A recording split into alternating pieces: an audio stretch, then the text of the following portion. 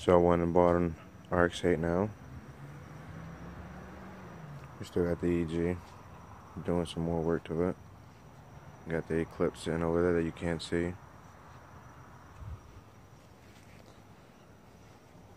Picked this up actually fairly cheap. Needs some body work, as you can relatively tell.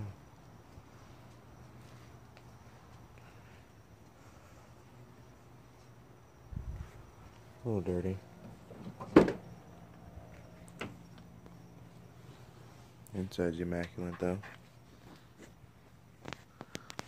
Little pump.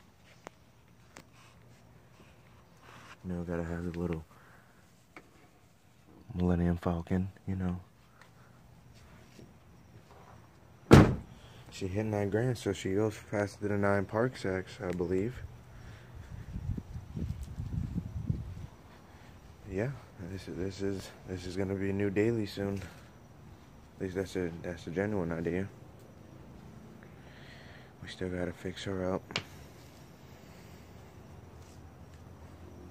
She got hit pretty hard right in the front end.